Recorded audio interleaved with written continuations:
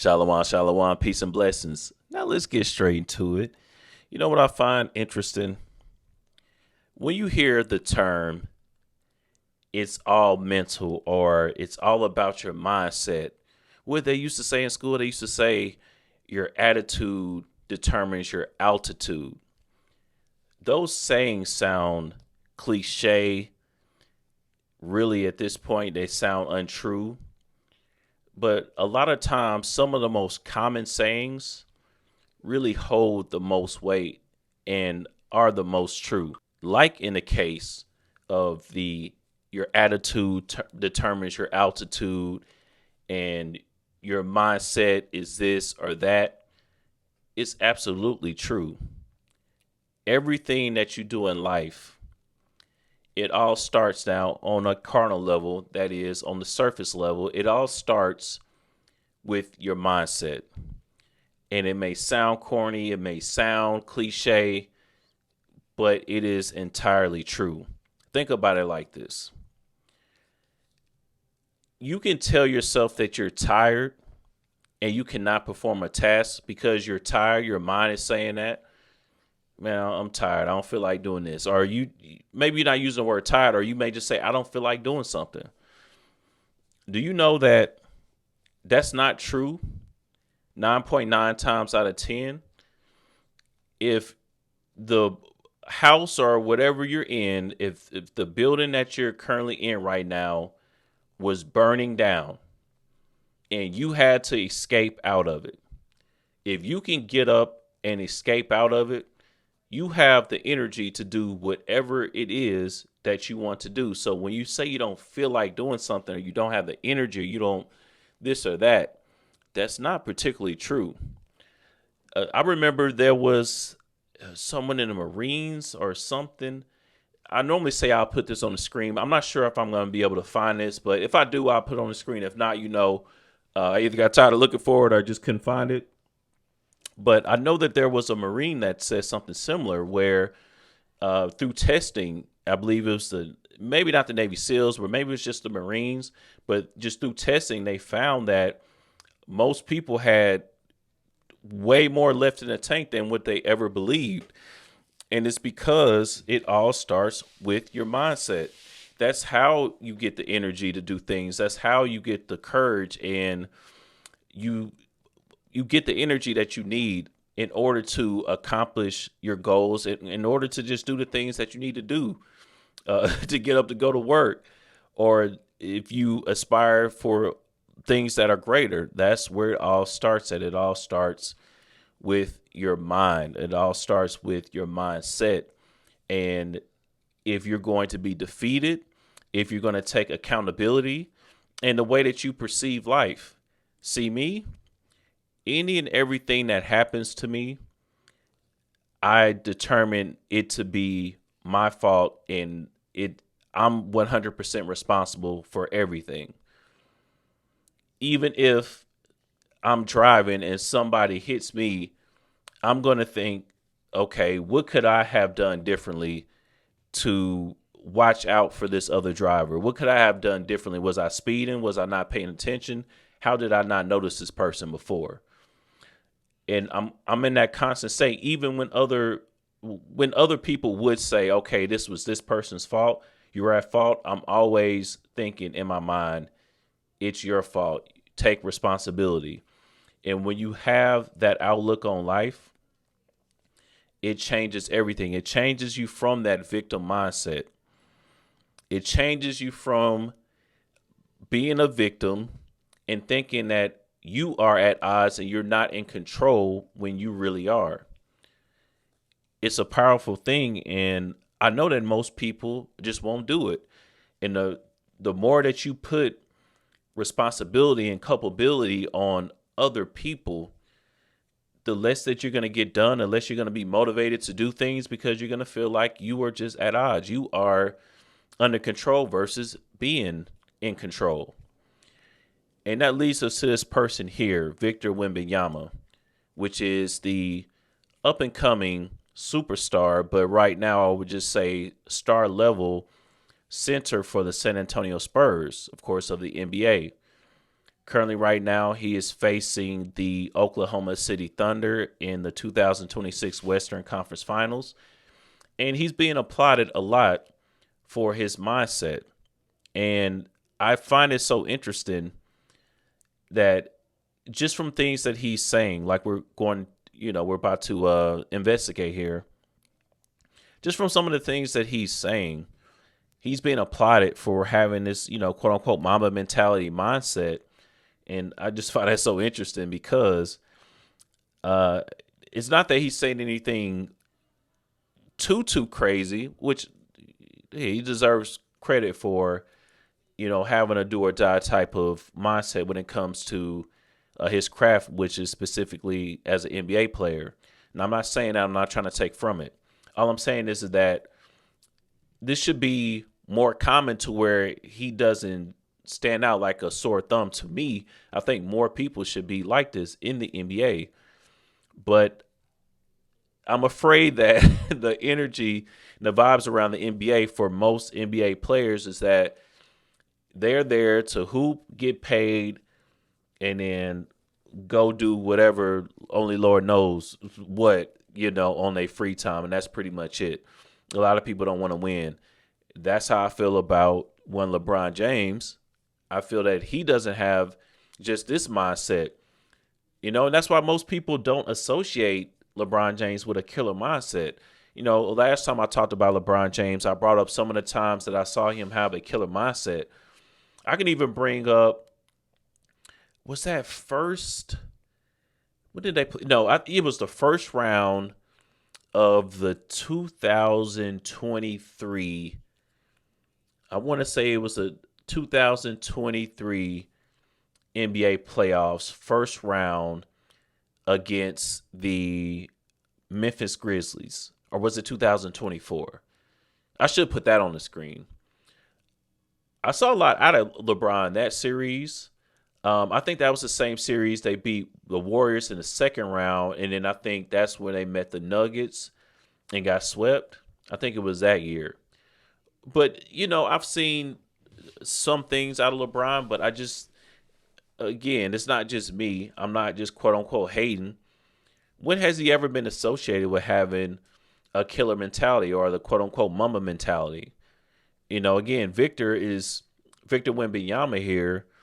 He's being applauded over this. People are saying, oh, he's about to have a revenge game. And, he said this, he's doing that already. And he's, I think this is his third year in the NBA. I think he's only 22 years old.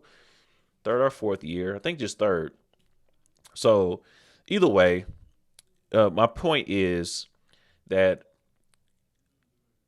it should be more common that people will have this mindset, but either way, that's fine.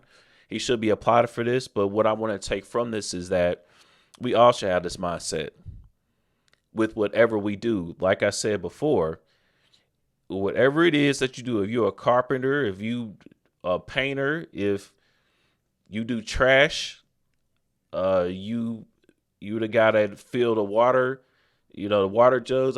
What company is that? Whatever it is, it doesn't matter what you do. You should put all your strength and all your might into it. And that is the only way. And you have to take 100% accountability for all of your actions. Even if you feel like somebody shorted you, if you feel like someone in your relationship your significant other played you, your parents played you, especially if it's somebody that's not currently in your life, like a parent or a spouse or a sibling or a friend. That's a more common email that I would get from brothers. It's like, what do you think about this? My best friend, I've known him since this time. I try to tell him about the truth and he reacted this way. And I thought that we were, close and things like that. I've seen that 2-3 different times, if I'm not mistaken. But I know in real life, plenty of times. And I can relate to that. It's still your fault. How could you have responded differently? And you have to look at things from the inside out versus the outside in, or you're going to constantly be ruled by your emotions. And we cannot be ruled by emotions as men, because logic and emotions mix like water and oil. They do not mix. They do not go together, right? And as a man, to be a leader, and I'm not talking about leading men, just being a leader of your own household, even if it's just you, you won't be able to make sound and wise decisions if you are overly emotional. But let's listen to this interview and see what we can take from what young Victor Wembanyama is saying to this interviewer, and say you gotta have mental toughness all the time. It's not just me. Um, I'm telling you, this applies to everything, and it's something that you work on every single day. Let's go back to my same analogy. If you can get up and get out of a burning building, you have enough energy, because where would that energy come from? It's not like fire, from a burning building would, make you suddenly have more energy. And obviously it's not going to be the same sense of urgency to, to go walk your dog than it is to get out of a burning building. But I'm just saying the point is that a lot of times you're telling yourself that you don't feel like doing something. You don't have the energy. I can't do this. I can't do that. Maybe I can just do this later. You're procrastinating because you're mentally telling yourself that you can't do something that you actually can do.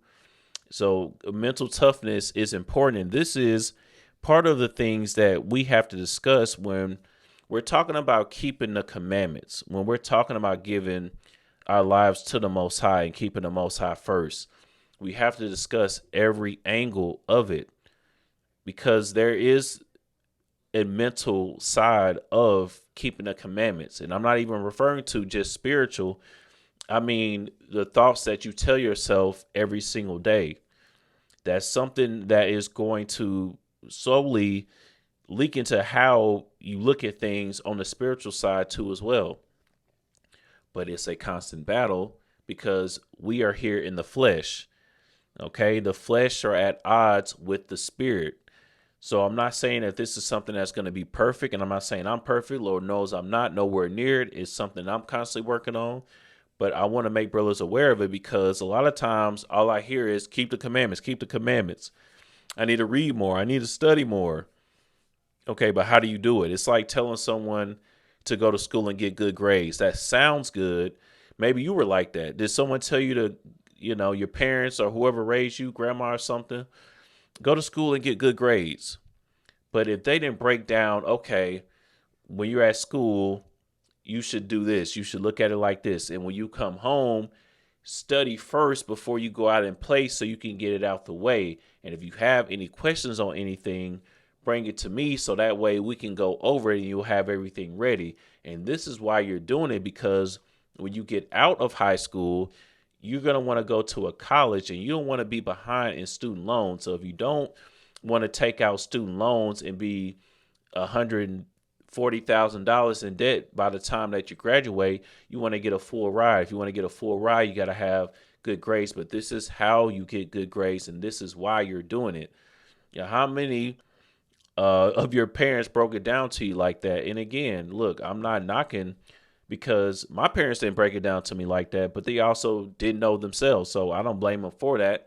So I'm just using myself as an example. But either way, my point is that we have to have these details, this level of detail when it comes to keeping the commandments, when it comes to putting the Most High first. All right.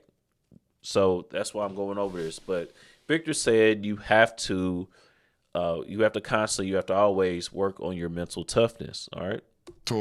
But we will rest in July. You see that? He said he's not worried about fatigue. He'll rest in July. Not many players are talking like that. Maybe like an Anthony Edwards. Who else? Really, most of the guys that talk like this, they don't have the talent to kind of back it up. Maybe Marcus Smart would say something like this, but he's no Victor Wembanyama. So you see what I mean? This is the way that you have to look at things. Most people are too laxed. That's what causes people. Like, I know so many people that they are basically in the same place that they were 10 years ago, but they don't even realize it.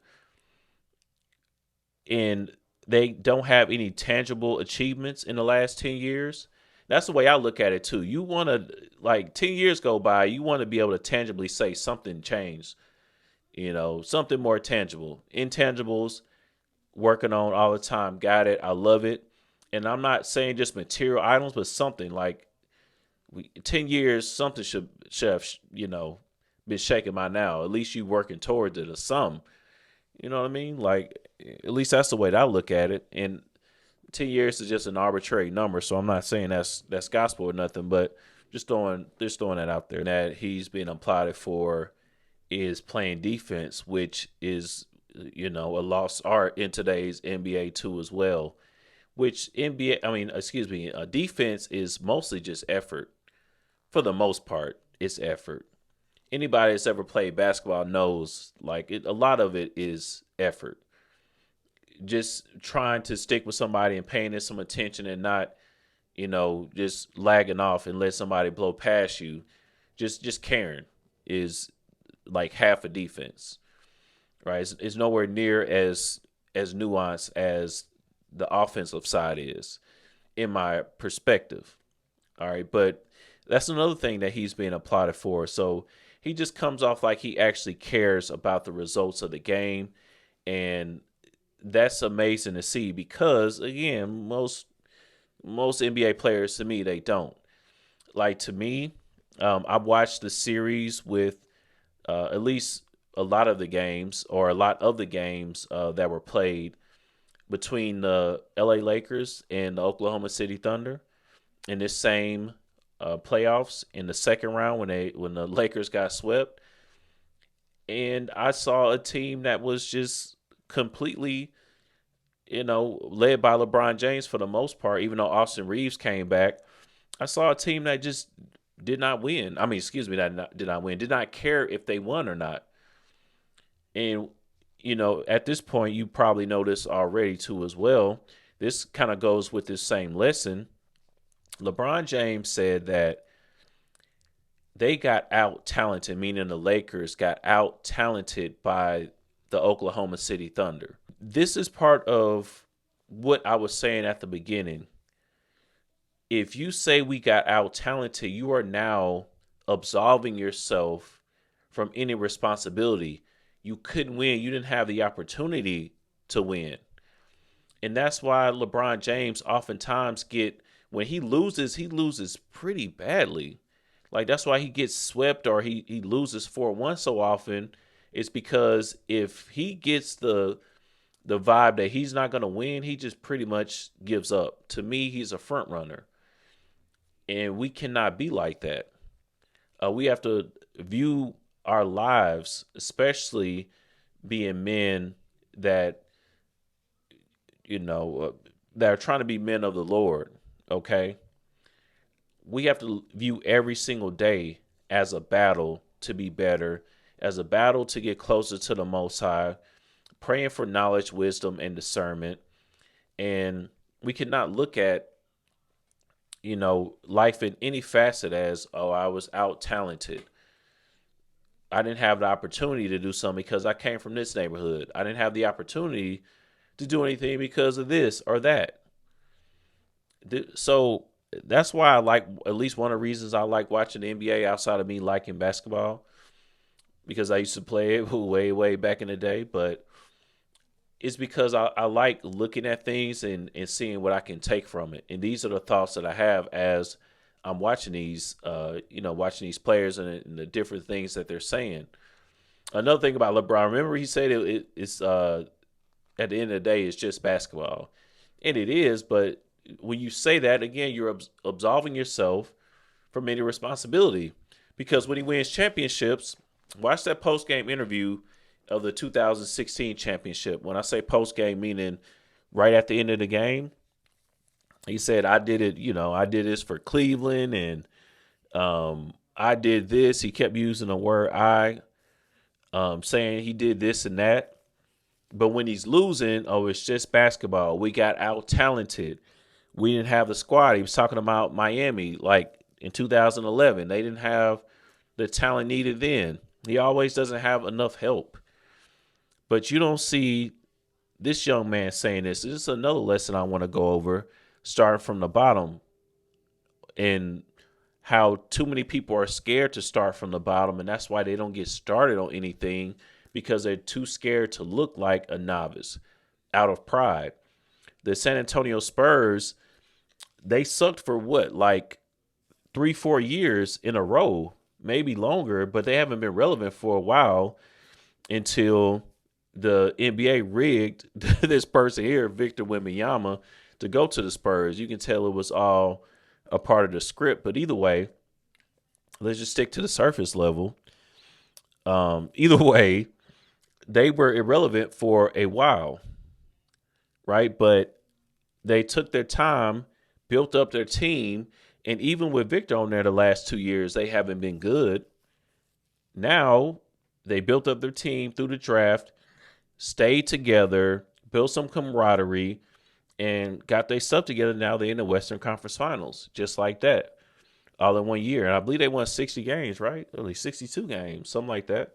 So, you can't be scared to start from the bottom either. That's a whole nother direction, but it kind of goes into the mental aspect too as well. But that's what this person is being applauded over. So, but anyways, let's keep listening. A lot of people say they want to win everything, and they say they want to win, but I really don't be believing them. I actually believe this person. I believe he does want to win, and this is pretty much part of his script. He probably is an MK Ultra asset, an athlete. He was pretty much already predetermined to go to the Spurs. If you see, he had that picture of him with a Spurs uniform as a young child, probably like ages between 10 or 12 or maybe younger, somewhere around there, right? He had a Spurs jersey on already. What's the odds of that? The fact that they keep showing him with monks and all this other stuff, I think there's more going on there. That's kind of how it works in this industry, but not to even touch on all those things. But either way, I believe this person actually wants to win. And again, that's what you can take from this. At least that's what I take from it, is that you have to want to win intentionally. There's also a book. I kind of bring up books here and there. Now, I can't remember the author's name or the exact title of the book. I believe it's The Power of Intentions, something to that extent. And the book it's been a while since I've read it or looked over it.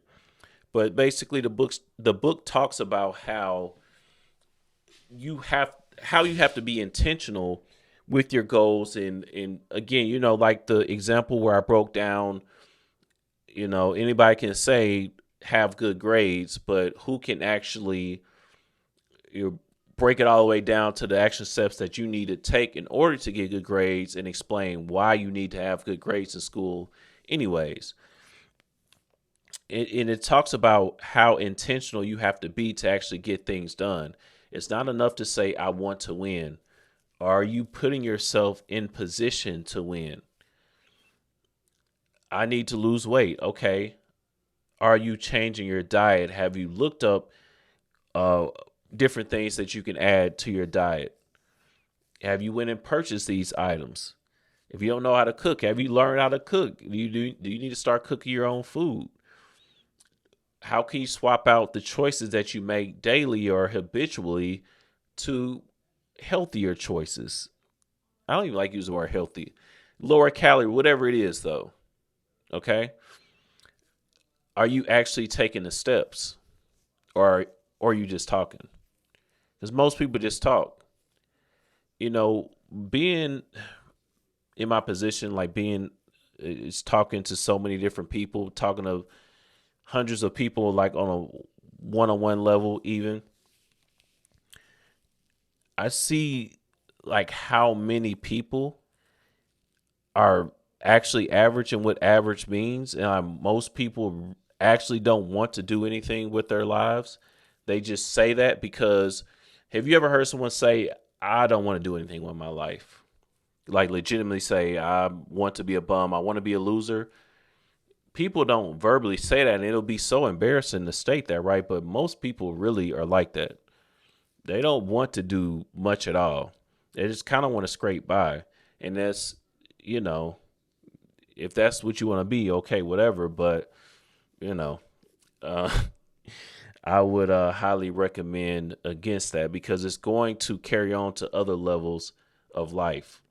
Okay. You can't claim to me, at least, to want to be this spiritual Israelite and you want to do this and that and you want to, know the scriptures and everything else, but you completely neglect all other areas of your life. That's not how this works. You have to be able to read the scriptures and be able to translate the different things that our forefathers did and translate it to now and in today's world. I'm not saying that changes anything from the scriptures standpoint of from the commandments. It doesn't. But you have to, you can't take everything you see in the scriptures and try to apply it today from the standpoint of, well, Job did this, so I'm going to do it this exact same way. King David did things this way, so I'm going to do it this way. I didn't read him doing this, so I don't have to do this. You can't do that. You have to be able to understand the difference. Okay, the scriptures are, it displays how things were and how they're going to be. Okay, but you have to be able to translate what you read to how you should live life now. And that's just a translation for how expensive everything is and, the current world that we live in. You got to be able to do something in your life. You have to at least be able to maintain a job and, get off your butt and not be a bum.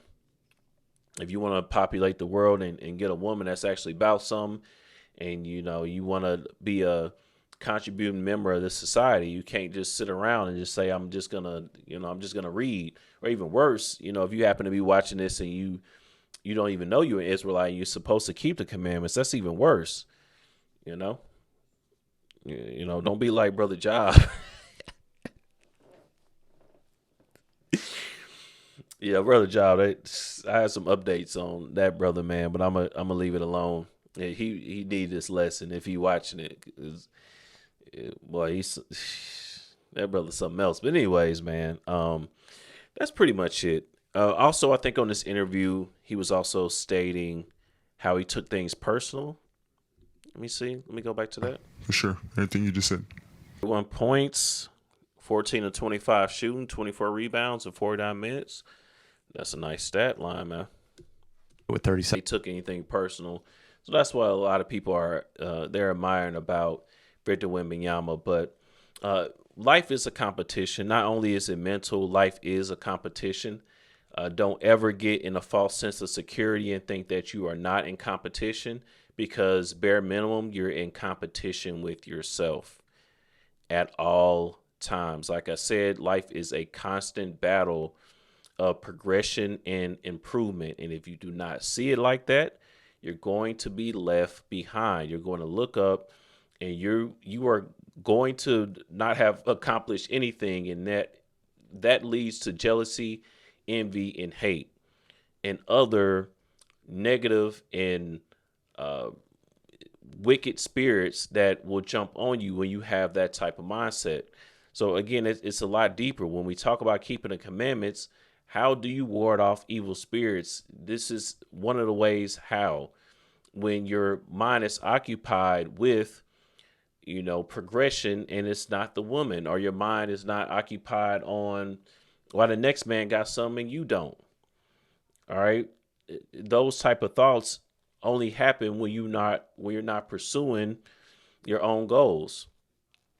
Right. Like, I know this book is definitely going off from the standpoint of it's a Eastern philosophy, or something to that extent, at least. I know it's a pagan practice per se, but the book, The Alchemist, and I'm referring to alchemy, but that book, it kind of talks about pursuing, I believe, what did they call it again? They call it your personal I forgot the term that uh, they coined in that book. But either way, again, everything you can take something from it. Uh, Personal legend, or I might put that on the screen if I remember to as well. If I listen back over it, I'll put it on the screen. But either way, that's something that you have to keep in mind too as well. I actually think that's a good book.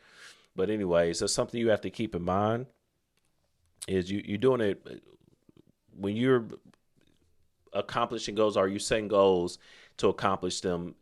I'm not just talking about monetary, bros. It's just I could bring up so many different examples, but it really depends on what you want to do in life. And what I've found is that when you are pursuing or doing the things that you set out to do, it just alleviates a lot of questions and a lot of doubt and fears and regrets that you naturally will have if you do not do those things. I wanted to be a business owner really bad, really, really bad.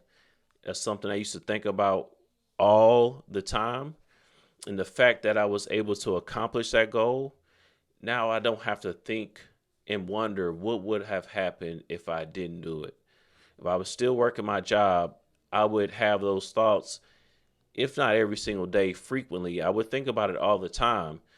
And that would lead to less confidence, which all kind of goes into your ability to keep the commandments for real. Because again, these are where wicked spirits end up coming from. Different forms of self doubt and lack of self esteem because you're not doing the things that you should be doing. So it really depends on whatever that is, but you have to you know what it is that you need to be doing. You know what you could be improving upon. A lot of times it's not new things, it's the things that you already know that you need to do. It ain't nothing new.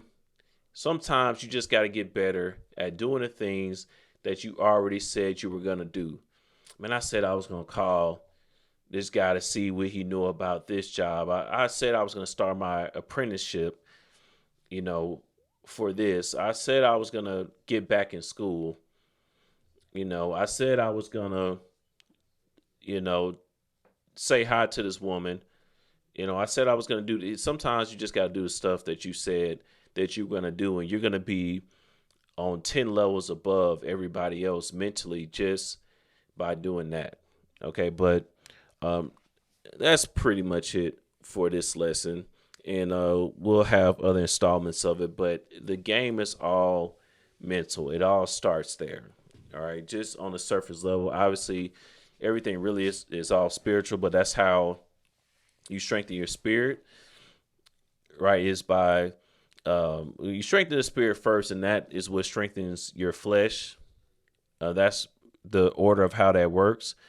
But also at the same time, in order uh, to have your flesh as in align with your spirit as possible, these are the things that you have to do, and things you have to be aware of. But that's pretty much it.